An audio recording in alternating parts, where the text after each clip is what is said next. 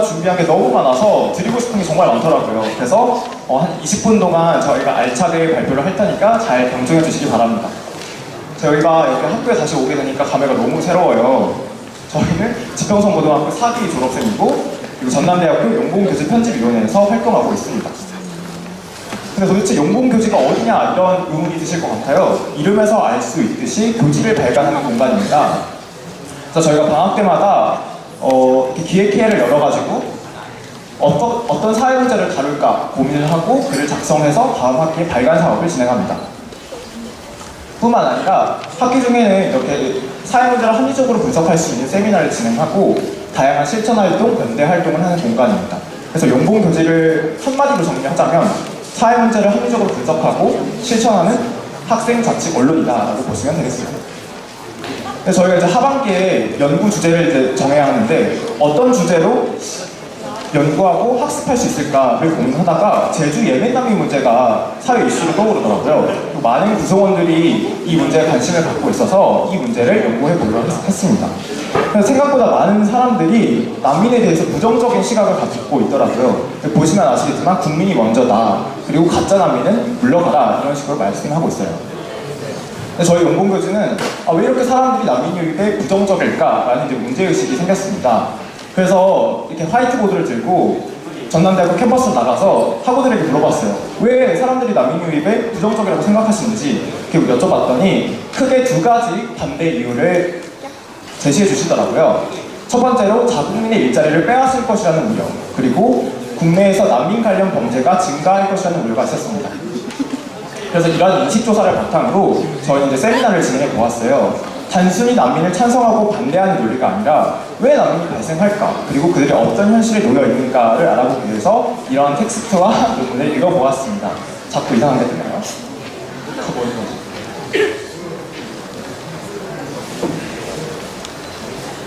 이렇게 세미나를 진행하다 보니까 난민뿐만 아니라 이 난민과 이주 노동자가 연결되어 있다는 지점을 확인할 수 있었습니다. 그 이후로 첫 번째가 난민을 혐오하고 배제하는 논리가 그대로 이주 노동자에게 적용됩니다. 그리고 두 번째로 이주 노동자의 열악한 노동 조건이 난민에게 그대로 배정되더라고요. 어쨌든 난민도 한국에 타에 들어오게 되면 먹고 살려면 노동을 해야 하는데 결국엔 이주 노동자의 열악한 노동 조건이 난민에게 배정되는구나. 그럼 이주민이라는 범주로 우리가 좀 연구 주제를 확장해서 문제를 좀 파악할 수 있겠다라고 해서 이주 노동 세미나를 진행했습니다. 그래서 저희가 이제 이렇게 배운 내용을 가지고 어떻게 이를 알려낼 수 있을까 해서 대자본론도 실천하고 그리고 부스 사업을 실천하면서 다양한 실천 활동을 진행했습니다.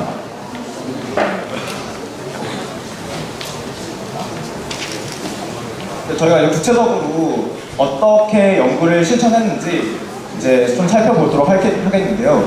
저희는 첫 번째로 그 부정적인 인식에 대해서 팩트 체크를 해보았어요. 많은 사람들이 그 난민 생계비 지원하느라 막대한 세금 들어가는 거 아니냐, 그리고 그 사람들 진짜 난민 아니다, 여기 한국에 취업하려고 들어온 가짜 난민이다, 이런 프레임들이 있었거든요. 근데 조금 자세히 조사를 해보니까 난민 1인당 생계비 지원은 43만 원에 불과했고 그마저도 전체 난민 신청자 중에서 3%, 그 중에서도 6개월 이상 받으려면 또 그 중에서도 3%, 그러니까 0.9%만이 생계비 지원을 받고 있더라고요. 그러니까 대부분의 난민은 생계비를 지원받지 못하는 상황. 그럼 이 상황에서 생계비가 지원되지 않는다면 그냥 무작정 기다릴 수밖에 없어요. 그래서 그냥 공항에서 대기를 하고 있거나 아니면 우리가 흔히 불법 체류자라고 하는 그 형태로 취업을 하게 되는 것이죠. 그리고 많은 사람들이 이제 범죄율에 관한 우려를 하고 있어요. 그래서 대부분의 가짜 뉴스가 이제 그 범죄율에 대한 사례로서 유럽 사례를 제시하고 있더라고요. 2016년부터 2017년에 유럽에 굉장히 많은 난민이 유입이 됐는데 이 난민이 유입되면서 테러가 어마어마하게 발생했다, 이런 가짜 뉴스가 나왔는데 사실 저희가 찾아보니까 이 시기 유럽 전역에서 일어난 테러 중에서 난민 인정자에 의한 테러는 한 건도 없었다.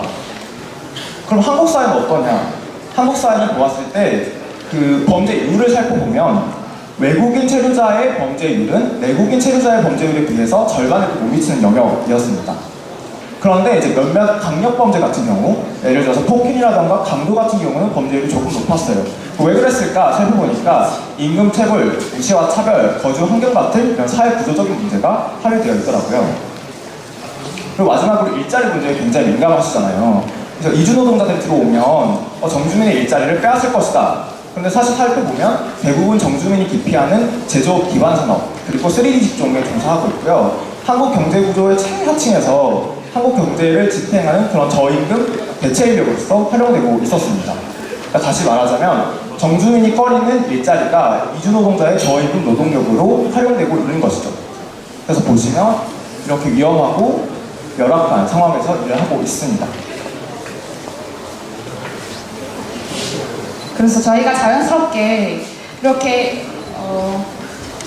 저임금 노동력으로 활용되고 있는 이주 노동자들이 이러한 조건을 가능하게 하는 제도는 무엇일까 궁금증이 생겼고 자연스럽게 한국의 이주 노동 제도의 역사에 대해서 공부하게 되었습니다. 한국의 이주 노동자들이 87년 이후에 본격적으로 들어오는데 이때까지만 해도 이들에 대한 제도가 딱히 없었어요. 그래서 관광 비자로 들어왔고 정부에 등록이 되지 않은 미등록 노동자들이었습니다. 그러나 중소기업의 인력난이 심했기 때문에 정부는 이를 묵긴 했었고 91년에 산업연수생 제도라는 제도를 처음으로 도입을 해요. 이거는 이제 외국 인력을 사용하는 제도인데 이 사람들을 노동자가 아니라 학생으로 인정을 하기 때문에 노동을 하지만 실제로 최저임금도 못 받고 일을 해서 다쳐도 산재보험을 받지 못하는 그런 비인권적인 상황에 놓이게 됩니다. 현대판 노예제도라고 불리기까지 했는데요. 그래서 이런 문제가 심각해지면서 2004년에 고용허가제가 실시됩니다. 이 고용허가제는 이례적으로 이주 노동자들을 노동자로 인정을 해요. 그래서 노동 3권도 적용받고 4대 보험도 적용받습니다. 그러나 실상은 아주 많은 문제점들이 있었는데요. 저희가 공부한 내용들 중에서 핵심적인 것들만 뽑아봤어요. 일단 1차적으로 이주 노동자들에게 제공되는 교육이나 정보들이 너무 부실하다는 겁니다. 그래서 이주 노동자들이 한국에 들어오기 위해서는 그 자국에서 고용계약서를 사인을 해야 돼요. 그런데 실제 한국에 와보니까 고용계약서에서 말하는 노동 조건과 너무 다른 것이죠. 그래서 이렇게 사업장이 사실 마음에 들지 않아서 변경을 하고 싶다 할 경우에도 저희 같은 알바생들도 여기가 좀 아니다 싶으면 바로 그만둘 수 있는데 이주 노동자들은 사장의 동의가 필요합니다. 근데 사실 이 사람들이 일하는 곳들이 되게 영세한 곳들이기 때문에 새로운 사람들을 구하는 것도 힘들고 그래서 사장들은 당연히 허용을 해주지 않죠. 그래서 다른 방법으로 사업장을 변경하기 위해서는 이 이주 노동자들이 스스로가 이 사업장이 근로기준법을 위반하고 있다는 것을 증명해야 합니다. 그러나 이것은 정주 노동자들도 쉽지 않은 일이고 심지어 이주 노동자들이 자신들의 권리를 찾기 위해서 고용지원센터에 가도 이 사람들을 위한 적절한 언어 통역 서비스가 지원되지 않고 있습니다. 정말 운이 좋게도 사업장 변경을 할 수 있다라고 허가를 받을 경우에도 3개월 안에 새로운 일자리를 구하지 못하면 소위 말하는 불법 체류자가 되게 됩니다. 그리고 변경 횟수도 제한이 되고 있어요. 3회까지만 가능하고 4번 이상 사업장을 변경했을 경우에도 불법 체류자가 됩니다. 그리고 더 일을 하고 싶어도 그 사업주가 재계약에 동의를 할 경우에만 체류 기간을 연장할 수 있고 이 사장이 이 이주 노동자가 뭔가 내 말을 열심히 듣지 않는 것 같아 했을 경우에 허위로 근무지 이탈을 신고할 수 있어요. 이렇게 이 사람을 허위로 신고할 경우에도 불법 체류자가 됩니다. 그래서 이주 노동자들은 좀 더 한국에서 더 일을 하기 위해 그리고 사장에게 밉보이지 않기 위해 사장이 요구하는 것들 하루에 법정 노동시간이 8시간이지만 너는 16시간 일해야 돼 라고 요구를 해도 어쩔 수 없이 그 부당한 대우를 받아야 되는 것이지요. 그 중에서도 농축산업의 노동자분들이 되게 열악한데 그 이유는 휴일과 휴게 시간에 대한 근로기준법이 적용이 안 돼요. 그래서 평균적으로 하루 노동을 16시간 하고 한 달에 하루에서 2번 정도밖에 쉬지 못한다고 합니다. 그리고 숙박비나 식비 같은 것도 월급에서 공제를 할 수 있게 해요. 그러니까 예를 들어서 정말 열악한 컨테이너 박스를 제공하고서는 우리가 너에게 기숙사를 제공하고 있다 하고서 월급이 160만 원이라고 했을 때 식비나 숙박비로 30만 원을 뺄 수 있는 것이죠. 그리고 더욱이 문제는 정부가 이렇게 고용허가제라는 말도 안 되는 법으로 불법 체류자들을 양산하고 있는데 이 사람들을 정부는 어떻게 관리를 하냐고 했을 때 폭력적으로 강제 단속을 해요. 여기 사진으로 보시면 최근에 돌아가신 노동자분인데요. 딴저데이 씨라고 미얀마 노동자분이세요. 근데 이분이 좀 정부의 토끼머리식 강제 단속을 피하다가 8m 건물에서 추락하셔서 사망하신 사건이거든요. 이렇게 반인권적인 강제 단속으로 사망하는 노동자분들도 매우 많습니다. 그랬을 때 한국의 이주 노동력 정책을 종합하자면 이주 노동자의 권리를 제한하면서 사업주에게 종속시킨다. 그리고 이들을 되게 비인권적인 강제 단속으로 관리하면서 지금의 말도 안 되는 노동 조건을 감내할 수 있도록 공포를 조성하는 것이지요. 그렇게 기업의 입맛에 맞는 순종적인 노동력으로 기능할 것을 강제하고 있다라고 종합해 볼 수 있겠습니다. 자연스럽게 드는 궁금증은 근데 이렇게까지 열악한 노동 조건을 감내하면서까지 한국에 들어오고 여기서 버티는 이유는 무엇인가? 그 원인을 파악해보니까 정말 명료하게도 전 세계적인 양극화와 빈곤화가 그 원인이라는 것을 알 수 있었습니다. 네, 이 부분을 살짝 어려워서 엄청 간략하게 설명을 해보자면 좀 70년대의 미국이 저금리 정책, 그러니까 싼값으로 해외 제3세계 국가들에게 많은 돈을 빌려줬고 국가들이 그것을 기반으로 산업화를 진행했습니다. 그러나 70년대 말에 미국이 경제 상황이 좀 변화되면서 이제 이자를 올려야 되겠다라고 고금리 정책을 전환해요. 이러면서 그 제3세계 국가들은 이미 많은 돈을 빌려왔었고 부채가 많이 쌓여있는 상황에서 더 많은 이자를 갚아야 됐었고 이것을 갚지 못하게 되는 상황에 처합니다. 그래서 97년 한국이 IMF 외환위기를 맞이하고 구제금융을 받는 대신 대규모 구조조정을 단행하잖아요. 그것이랑 똑같이 제3세계 국가들도 그렇게 하게 됩니다. 그래서 핵심적으로는 3번, 4번 보시면 될 것 같은데 그래서 사회공공 부분, 의료나 에너지나 철도같이 공적인 부분이 민영화가 돼요. 사실 이 말은 우리가 당연히 누려야 되는 공적인 복지가 사적 이익의 영역으로 넘어갔다는 말이고 노동자들이 좀 더 노동자들을 쉽게 해고할 수 있도록 노동시장이 유연화됩니다. 그래서 노동자들이 대량 해고되고 파트타임이나 기간제 같은 저임금 불안정한 일자리가 양산이 돼요. 그래서 결국에는 오늘날 이주의 성격을 생존을 위한 강요된 이주다라고 말을 할 수 있습니다. 그렇다면 한국에는 언제부터 이주 노동자들이 들어왔을까? 또 자연스럽게 궁금증이 들지 않으신가요? 사진을 보시면 한국 광부들이고 간호사들인데 독일로 파견간 사진이에요. 이렇게 70년대까지만 해도 우리나라는 이주 노동자를 배출하는 송출국이었어요. 그런데 80년대부터 상황이 달라집니다. 그래서 해외 그 기업들과 한국 기업의 그런 경쟁이 치열해지면서 한국의 대기업들도 이제 비용을 절감하기 위해 자신들의 생산 체계를 바꾸기 시작해요. 그래서 한 기업에서 부품을 조달하고 조립하고 생산을 완성하는 기존의 방식에서 그 본사는 좀 핵심적인 기술만 담당을 하고 다른 기업들에게 더 싼 값으로 부품을 조달하고 조립을 해라 라고 요구를 하는 것이죠. 그럼 대기업이 이렇게 상황에 맞춰서 자신의 처세를 바꿨는데 중소기업은 어떻게 했을까? 당연히 대기업보다 자본도 적고 기술도 후지기 때문에 그 대기업이 원하는 대로 싼 값으로 납품을 할 수밖에 없었습니다. 근데 설상가상 사진을 보시면 이렇게 87년에 6월, 7월, 8월 3개월 동안 전국의 노동자들이 이대로는 못 살겠다. 우리 임금을 인상시켜줘라 하고서는 대규모로 투쟁을 일으켜요. 그때 좀 제조업 노동자들 중심으로 노동 조건이 개선이 되어서 중소기업은 대기업으로부터 납품 당사 암흑도 받고 근데 정주 노동자들의 임금도 인상되고 그래서 어떻게 했냐 결국에는 값싼 노동력인 이주 노동자들을 적극적으로 고용하게 됩니다.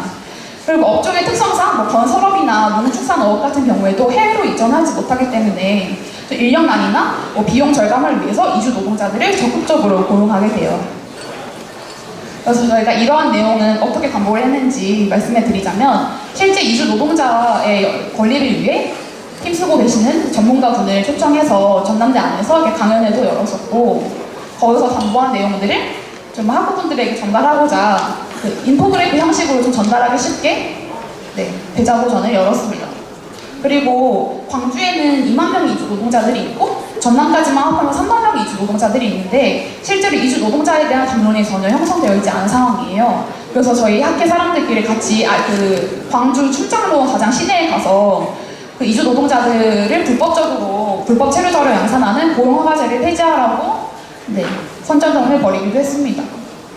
그래서 저희의 결론을 한마디로 말을 하자면 활용을 넘어서 공존을 해야 한답니다.